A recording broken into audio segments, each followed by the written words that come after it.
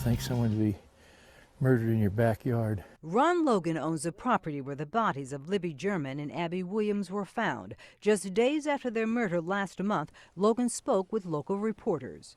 A double homicide. This is a first.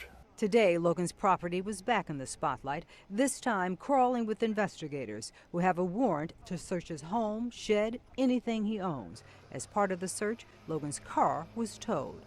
This crime happened more than a month ago, and now you search his home. Why so long? This isn't the first dealings that we've had with Mr. Logan. We have spoken with him throughout this entire investigation. As we investigate these things, new information comes forward, and that new information leads us to further the investigation. Logan is already in police custody on a parole violation. Sources tell CBS 2 he was arrested for drunk driving. Sergeant Perrine says he doesn't know if Logan had a personal relationship with the girls or their families. Indication of what you're looking for? Any evidence that would lead us to believe that A, he's either connected to this crime, or B, he's 100% not connected. Police stress Logan is not a suspect. He's part of the investigation that includes following up on more than 13,000 tips in the search for this man, the photo taken by German before she died. Do you think that the man in the photo could be Logan? You know, the man in the photo is a middle-aged white male, and Mr. Logan is also a white male. So at this point, you know, we can't verify one way or the other. A new twist in the hunt for the killer of those two Indiana teenagers. Investigators executed a search warrant at the home of this man, Ron Logan, who owns the property where the bodies of 13-year-old Abigail Williams and Liberty German were found. Cops took away a white Ford pickup truck during the search. Who is safe here or anywhere else anymore? Ron Logan is now in custody on an unrelated probation violation. I recently spoke to him about the murders. You just cannot believe this terrible thing that happened to the community and the families actually happened here on my property in my backyard. He told me he has an alibi, buying tropical fish 20 miles away. I was not home during the time that all this was happening. I was in Lafayette. Yeah. And I didn't get home till approximately 6:30 in the evening, and then the neighbor stopped to ask for permission to look back here for the girls. Liberty German shot this chilling image of the suspected killer approaching the girls on a hiking trail, and she recorded the killer's voice. What do you hear on there? Nothing that I recognize at all. No one. I don't recognize the voice at all. I asked Ron Logan to repeat those same chilling words. Down the hill. And that image of the suspect? The picture is of such poor quality, it doesn't look like anyone I've ever seen. Police have not revealed what led them to search his home, but said in a statement, "We basically are here to try to eliminate him or put him as a higher suspect in our case." Ron Logan told me he is devastated by the discovery of the bodies on his property. That was like being hit with a bolt of lightning on my property. I mean, you just can't put words to it. Podcasts investigating the unsolved murders of Abby Williams and Libby German provided us a copy of this search warrant, and it reveals new facts about the crime scene where the girls' bodies were found out back on Ron Logan's Carroll County property on February 14th, 2017. This is the gate they left down. 2 days after the bodies were discovered, Ron Logan showed us around his property that backs up to Deer Creek and sits at the bottom of the gorge where the Monon High Bridge towers up above, where Libby German and Abby Williams met the man who took their lives. Okay, there's the crime scene down there. See how the ground's much more matted down right in here? I think you're right there. The search warrant from March 17, 2017, recently made public, reveals Libby German shot 43 seconds of video on her cell phone of this man following them on the bridge at approximately 2:13 p.m. on February 13th. And at noon the next day, the girls' bodies were found on Logan's property. There was quite a loss of blood, and the investigators think the killer may have gotten some of that blood on him. An item of clothing was missing from one of the girls, and, quote, it also appeared the girls' bodies were moved and staged. leading investigators to theorize that the killer took a souvenir from the crime scene and maybe took pictures. It looked to investigators like the girls died without putting up a fight. Unknown fibers and hairs were collected from the scene. The search warrant authorized investigators to seize any guns or knives Logan had in his house, take a sample of his blood or bodily fluids, and his cell phone. This is my backyard. My backyard just happens to be bigger than most people. How many people have a murder committed at their home in their backyard? The FBI agent who requested this search warrant wrote, quote, "I believe there is probable cause to believe that Ronald Logan has committed the crime of murder." The document shows Logan created a false alibi for the time the murders were committed, but he was never charged in the case. Logan was sentenced to 4 years in prison for violating probation in a drunk driving case, and that may be why he lied to investigators. We don't know if the search warrant turned up any evidence specifically related to the Delphi case. Logan died in January. Hi guys, thank you so much for being with me today. I hope you're all doing really well. As we've just heard, and everybody would know by now, a lot of people, is that there is a search warrant that has been leaked regarding Ron Logan and his property and it being searched on the day or around the time of the murders. So we're going to be having a look at some of the things that were in the affidavit.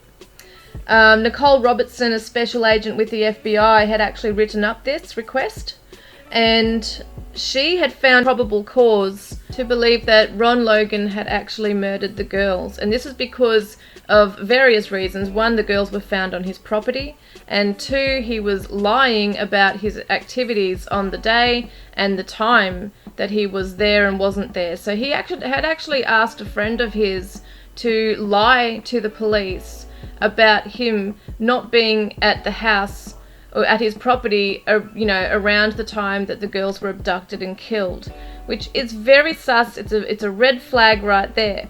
But some people are saying, well, it could be because he was on probation and he had gotten done for a DUI, and yeah, he was in trouble with that. So he did go to jail for that anyway. That's a separate thing.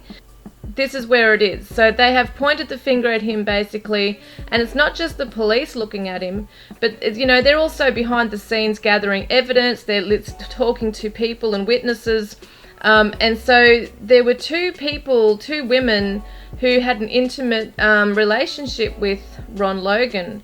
One was in 2016 and one was years ago. I think it was like several years ago. And both of the women stated that he was violent with them. One had her hair, pulled, and she was dragged out of a car by her hair, by Ron. And he had actually threatened to kill her and had said, if I kill you, nobody will find the body. And she's the one that said, I'm pretty sure she's the one that said that he carries a gun everywhere he goes, and he carries it in a fanny pack. And the other lady, who had, I think she was a housemate of his actually, and they did have a sexual connection as well. But she said that he was violent. He had punched her and knocked her onto the floor when she was drunk and he was sober. He got angry with her because she was disrespecting his home and him. And she said that when she first saw the picture of Bridge Guy, she immediately thought it was Ron, and so she thought that he was the suspect. So she actually had told her baby's father if she ended up dead, Logan did it. So that's pretty scary stuff, just hearing that just from the two women from his past. So that was in March 14th, 2017 that she gave her interview on that. Now the male that had actually, I think he's a friend or an acquaintance, obviously, if he's going to pick up Logan and take him to an aquarium store, on the day of the murders and things like that, he must be a friend because he's come over. But this is the guy that Ron had asked to lie to the police. So he has actually told the police, eventually came forward and said, well, that's the first time he's ever asked him to lie for him, and I didn't take him to the aquarium store at the time he said. I took him at a later time. So it's interesting because it's true that Ron actually did go to the aquarium store, but it's only a half an hour drive from his house, and he left at 3 p.m. according to the male friend, I'm pretty sure. And so that means that he would have, well, they must have been there for a while, because his receipt said that he'd left there at 5:21 p.m. So there's, yeah, it's all very strange around that. It's all very strange. So the other thing is his lies, and, you know, they've had to do a search warrant of all the things that his Ford, his truck, his house and outbuildings, etc. And by the sounds of it, they didn't find anything. At the crime scene, they found unidentified hairs and fibres, and they found that the girls had no signs of a struggle or a fight, which just, that stood out to me when I heard that. My I don't know, alarm bells were going off, like, what? Because anybody would know it's a survival instinct if you are fighting, like you do, you literally fight for your life. It's just an instinct. So that's why they see things as defense wounds and stuff like that on victims, because they can see that the victim was struggling and fighting to live. So the fact that there was no signs of a struggle or a fight, it made me think there's either been a drugging, maybe they were drugged. We don't know how long he had them for. They weren't found until noon the next day. So, you know, people can say they were out there the whole time. They might have been killed instantly, you know, pretty much as he came upon them. Whoever it was, I'm not saying it's Ron, but whoever the killer is or was. So, you know, that's what I'm thinking in my mind. You know, you might have other ideas too, but I'm thinking if someone's not fighting for their life and there's been no struggle, they have either been tied up, or they have been drugged, or they have had blunt force trauma, perhaps to their head, and have been hit and knocked out. Why would they not be struggling or fighting? And or someone's holding them down. That's the only other things I could think of, is why would the two of them not be fighting? You know, so they're the things I can only think of. And yes, so he owned weapons and guns, and they were discovered during the search warrant at his home on March the 6th. And I'm just trying to see my notes here because there's so much to remember. And I have chronic fatigue, so it's hard for me to get my brain straight sometimes. So that's interesting. They said that the investigators said the crime scene was staged. Now, everyone thought that was just a rumour, you know, because it was something that was talked about over the last 5 years, and there was all this crazy stuff of some initial being carved in one of the girls, or maybe there was a bite mark on a stomach or something. I don't even know. There's so much stuff and speculation, you don't even know what's real. But it's interesting that that has come out as a leak, because that's actually been confirmed in this affidavit, that the girls' bodies were moved, okay, and staged. Now, I actually looked this up because, I mean, it sounds very simple. Staged, you know, it makes it look like maybe altering of evidence. There's been an alteration of evidence, or the bodies or something. They've tried to mislead detectives with something, or maybe it's an attention-seeking thing of, look at this, you know, like they kind of play a game of cat and mouse with the detectives, of catch me if you can kind of thing. But what I thought was interesting is, just to go back on this, I will get to the crime scene staging in a moment because I've got a fair bit I want to talk about on that, is the fact that this detective, okay, or whoever she was, the special agent, Nicole Robertson, she said that Logan's physical build was consistent with Bridge Guy.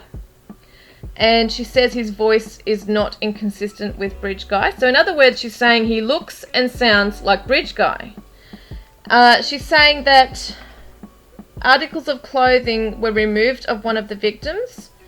I think it was the undergarments, if I remember. And yes, and removed from the crime scene. So this person, that's what the souvenir would be, that they're talking about him taking something. Maybe is underwear or a bra. I saw it as something in my reading that I did, like a button. I saw something small as well. Yeah, so that's interesting. Unless he dropped one of his own. I don't know, but he's taken something like a button as well, I could see. And it's not uncommon for them to keep a souvenir for crime scenes like that. They often do. They will take photos, or they'll keep something physical from the crime scene.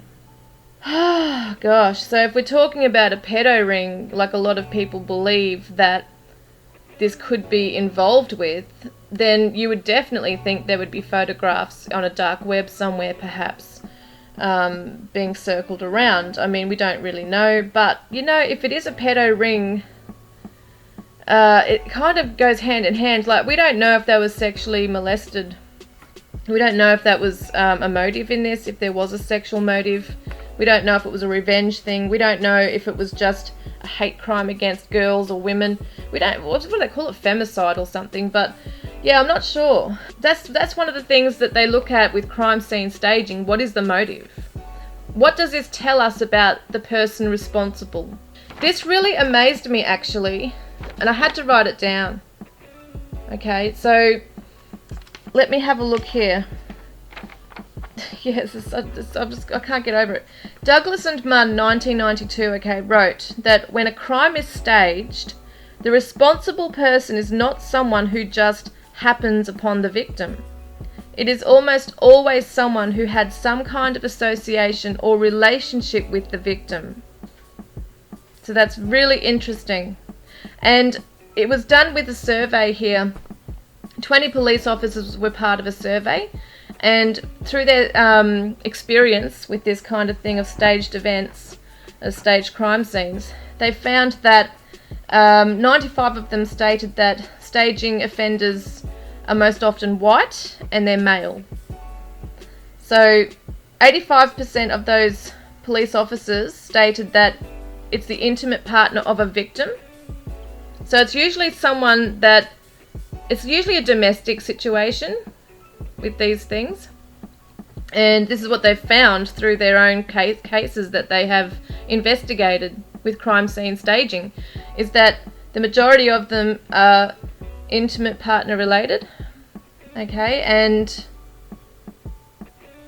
yes, and so 10% of the offenders were an acquaintance of the victim, and 5% reported as other. So age range, most common, 65%, so this is the biggest percentage here amongst this survey, was stated that between 26 to 35 years was the most common. That's interesting. So 25% said most common was between 36 and 45 years old, and 10% said 21 to 25. So if we're looking at that, it's age range from 21 to 45. And it's interesting because Doug Carter had said in 2019, when they brought out the second composite, that the new picture, that is a young looking dude, looks nothing like an old guy, they said to look out for someone who's between the age of 18 and 40. Now, if we're looking at statistics, even though there's not a major lot of research out there or evidence or anything like that, in terms of crime scene staging, you know, offences, this is just based on these police officers who have had direct experience with this. I just find that fascinating, that between the age of 21 and 45 is what these guys found them to be in all of the cases they did. And so I'll put in the link below the article that I had actually read with that, so you can take a look if you like to. It's very interesting with that one. So I'm just going to have a look at what else I've seen. So between the age of 18 and 40 is what the detectives came out with in 2019. So yeah, so why are they thinking it's Logan? I don't think they think it's Logan anymore. Yeah, so in 2019 they've come out with that. And yet they veered away from the original drawing, which was the one with the cap, okay, which actually looks like Bridge Guy with a cap and a jacket and whatever. So it all gets a bit confusing with that. That's why everyone's thinking, is there two people? Is there two people involved? And it's interesting because another thing I noticed is that Ron, in one of his interviews, had actually stated that in order to get to his property there, you can't just drag bodies there. They would have had to have walked there. So he believes that whoever it was, if it wasn't him, he's talking about it as if somebody has walked with the girls to that location and killed them there. It would take a hell of a lot of energy, and he just thinks nobody could drag bodies up there.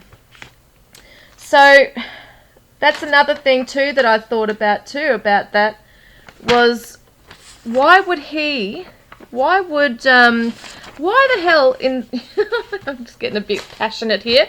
Why would Ron, right, kill the girls anywhere from the bridge? He goes to kill the girls, right, but he's leading them right to his back door. His back, just in back door in inverted commas, like his the bottom of his property. He's going to kill them on his property and just leave them there for people to find. Like, that just does not make sense to me. Why would you it's incriminating himself. So that's what I don't understand, that part. Why would you kill somebody on your own property and just leave them there for anyone to perhaps come across? Because obviously the searchers found them. So I found that, it just didn't sit right with me, guys. It just doesn't sit right with me. And so, yes, and then the detective, I keep calling her a detective, special agent for the FBI, Nicole Robertson, had said that his voice sounds like him. I don't think he sounds like him. It's interesting because every male we've looked at as a POI, we've all looked at the gruff, deep, low voice that males can have. And a lot of them do and can sound like Bridge Guy. But for some reason, I just don't get that vibe with him. I just don't see Ron jumping up on a big bridge. I mean, he's lived there for years. He might be used to it. I don't know. But he's 77. He had a knee. I don't know. He had some knee or toe issue. I can't remember. I read somewhere that he had an issue with something health-wise. I don't know, guys. I just don't feel like it's him. I feel like he may have knowledge of somebody. He might have an inkling or knowledge of somebody that did it. There could be something that he knows of if he hasn't done it. Now, with the crime scene staging, that just blew my mind with that particular thing. So the whole point of staging a crime scene is to mislead an investigator as to either the manner of death, whether it be homicide, natural, or suicide. So they're trying to mislead the investigators as to whether it's a suicide. So for instance, just say somebody was trying to make it look like the girls killed each other, in some weird way, like people are weird, then they would have to orchestrate it somehow, maybe place the bodies a certain way, or put weapons in their hands. I don't know. It could be just an example, okay? It's definitely not what's happened, but yeah, an example. And the fact that the scene was staged was somebody trying to frame Ron. That's another idea, that is another idea. Did someone lead the girls there knowing it was Ron's property and did something with the bodies or put some kind of incriminating evidence that would link them to Ron? We just don't know. We don't know. But I just found it very interesting that they're saying it has been staged. Now, the other reason is the cause of death or motive for the original act. So the motive for staging a crime scene is also because of the cause of death. Okay, so they don't want people to know maybe how they died. So they might try and cover up injuries. So self-preservation, this is actually two things here, okay? This is self-preservation or embarrassment shame. So two reasons why they do this is out of self-preservation, which is to protect their identity by manipulating the scene, such as clothing or the victim's body, to deflect attention away from himself, okay? So that could be something as well, where they're trying to cover up something that doesn't lead the investigators back to them. An embarrassment shame is an attempt to provide the victim to a degree of dignity. So example is redressing the body. Okay, so also people say that when an offender will cover the face of a victim or cover them up, there might be a feeling of shame. Could be that because, you know, especially if they know the victim. So, and they will rearrange the scene because of a sense of their own awkwardness and self-consciousness. So I found that was very interesting, that as well. Yes. So basically what's happened is the detective has said that Ron was actually at his location. His phone pinged near a cell tower at 2:09 p.m. He actually was at his property. And although his exact location can't be confirmed, they know he was in the Delphi area and near the bridge. So he was at or around his property then. There was a text message sent at 7:56 p.m. from his phone, February 13th, that likely shows him outside of his residence but in proximity of the girls' bodies. And same happened when he received a text at 10:16 p.m. that night. So they're saying that it seemed like he was outside of his residence but still on his property, and they feel like he might have been near the girls' bodies. So it's very interesting. So what do you guys reckon? You know, even the male friend who had picked him up for the aquarium store that they were going to that day, who Ron was trying to use to create an alibi, he'd actually told the investigators as well that when he first saw the picture, he thought it was Ron as well. So I find that interesting that these people know him quite well, and they're saying this about him on the bridge, you know, of that photo, saying that he looked like Logan. So that is quite interesting, because yes, but I still don't know if it really is him on the bridge. But it just, as I said, I've got to keep an open mind with this, because anything is possible, and I don't like to get to a point of tunnel vision where I'm just adamant it's just one particular person and that's it kind of thing, because we don't really know. We don't actually really know until we know kind of thing.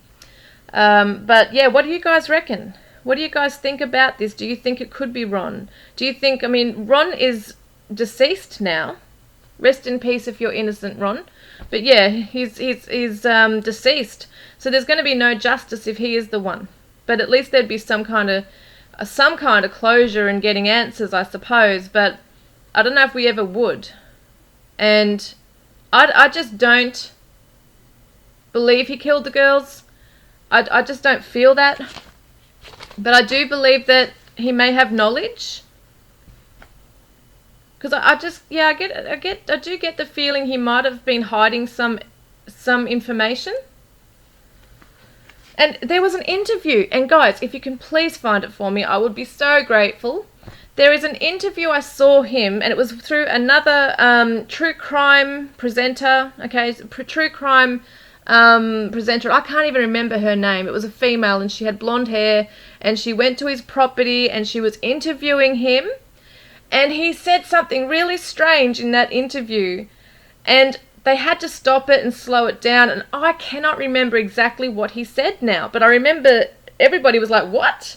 That's really weird what you just said. So I really wish I could remember. That's why I'm asking you if you can remember anything like that, and to maybe email it to me, or let me know in the comments section below if you have it, because I would really love to see that, because yeah, it was really interesting.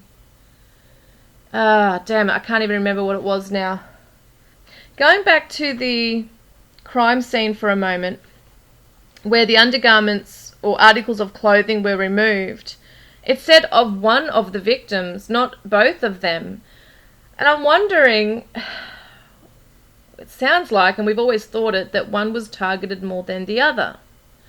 And going by what the research has shown and the studies here, that these staged killings don't just happen by, you know, people just coming across victims by chance. This person knows these girls, or knows one of them, at least.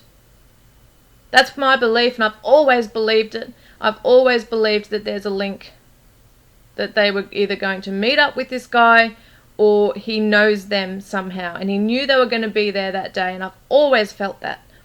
So, was there a sexual act, or was it just violence and homicide, and, you know, obviously taking the clothing as a souvenir?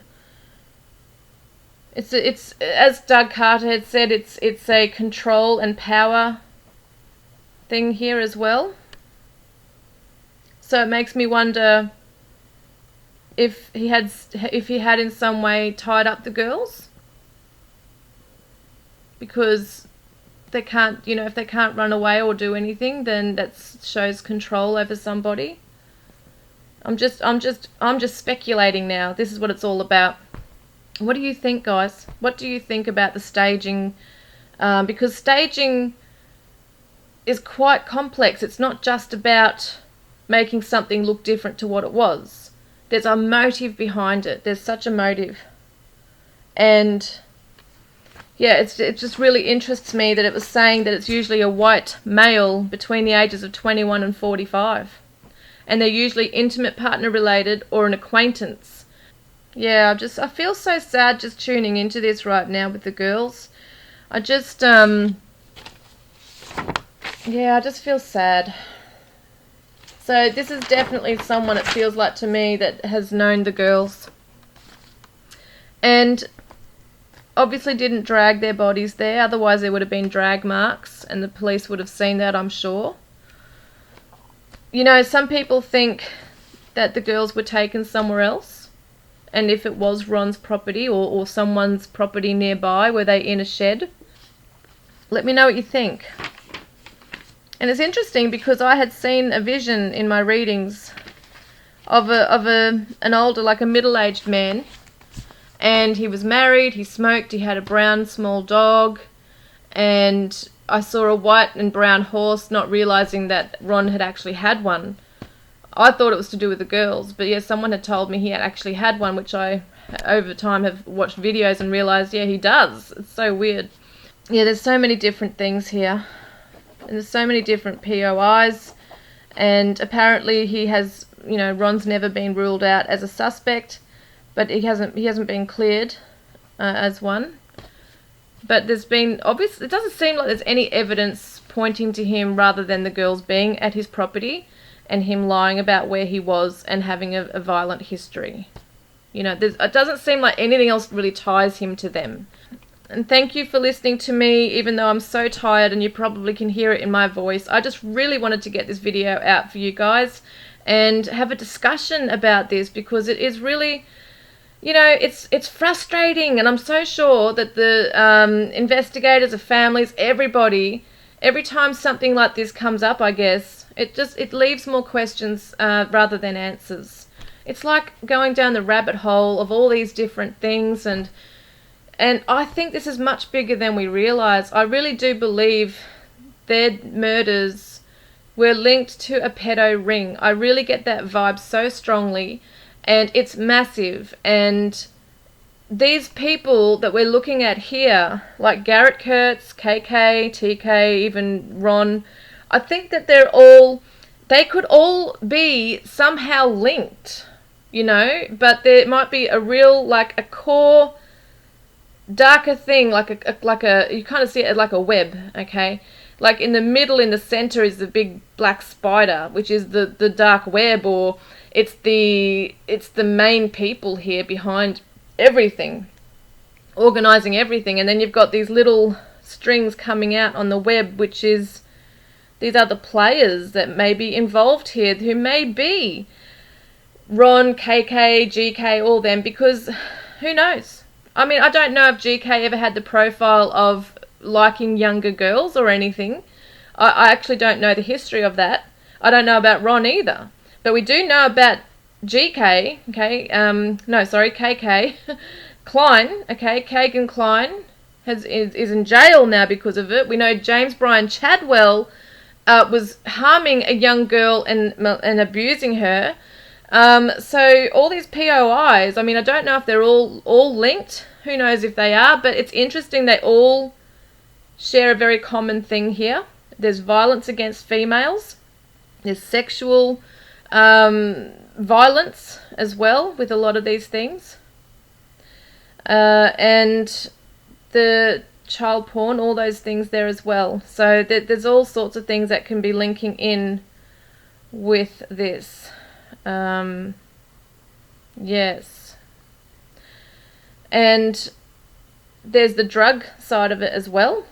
There was the drug rings and the child porn rings. And I am wondering if they all, being such a small towns, you know, small rural towns that they are, I am sure they all know each other somehow, some way.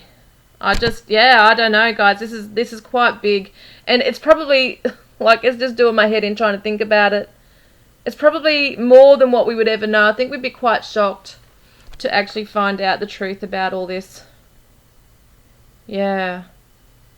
Yeah, and I still wonder if the killer is linked somehow to that Anthony Shots profile. And I know everyone's saying, don't, you know, worry about the Kleins, look away from them. Fair enough. Yep, fair enough. They weren't arrested. You know, that's fact, that they haven't been arrested in the Delphi murders. But I wonder, though, with the Anthony Shots profile, there were constant pictures and porn images getting submitted, transferred through that Dropbox account, and God knows who had those links all around wherever. And they would have been local, no doubt about that. One of them could have been Abby and Libby. Who knows what photos are on the dark web and who has access to it, but I think there's a lot more going on underground over there, and it's making me sick thinking about it. I got to get off here now, guys. Let me know what you think. This is just, yeah, amazing stuff that's come through. And yes, I'm learning along the way as well with all of this stuff. And I am sure there is much more that's going to be revealed in time. Let's pray and hope that the girls will receive their justice once and for all. Today is the day, as they say. That is the motto. Today is the day. Take care, everyone, and I'll catch you next time. Love and blessings.